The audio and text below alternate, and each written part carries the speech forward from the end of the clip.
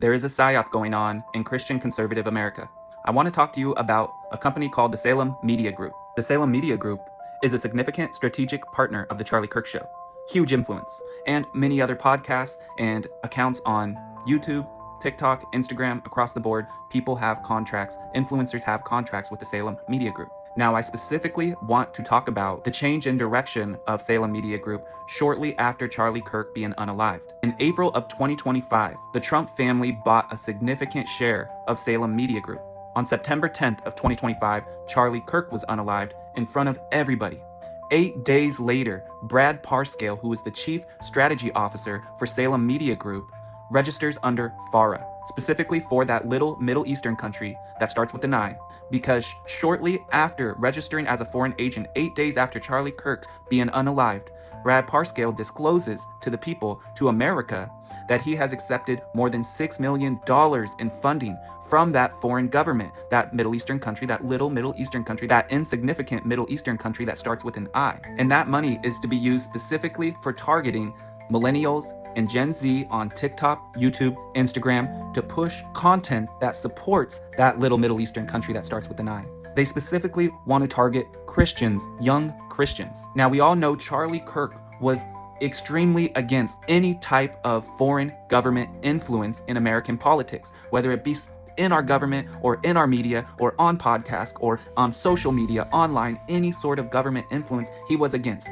because he wanted America to stand on its own. For America, he wanted to make America great again. He really believed in that slogan. We've all seen that since Charlie was unalived, Trump has taken a huge left turn. He is no longer interested in domestic issues in America. He's no longer interested in building America better. He's specifically interested in foreign lands, which he was against before. And now we are at war with another Middle Eastern country. Americans have already been unalived in the war. And as you can see from the online sentiment, that there's still conservatives that used to be against this type of thing, against new wars, against foreign wars, against spending money in the Middle East, that are now supportive of it.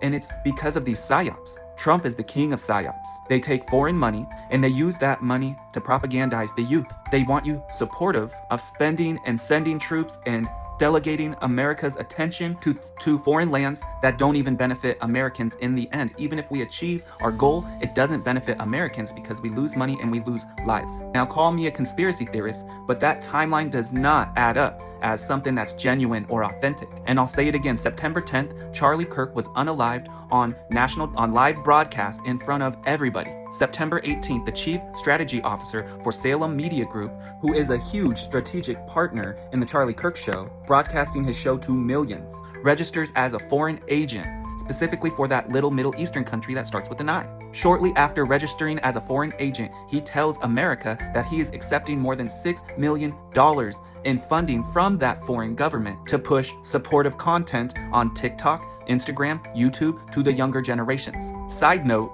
the Trump family has a significant stake in the Salem Media Group. And then months later, Trump goes against all of his campaign promises and sends our troops to war back in the Middle East to support the agenda of that little Middle Eastern country that starts with an I, that definitely doesn't have control of our government. Does any of that add up to you? Does that not come off suspicious? These are the kind of things they don't want you to know. And then if you do find out, they will gaslight you and insult you and attack you and make you feel like you're the crazy one for noticing.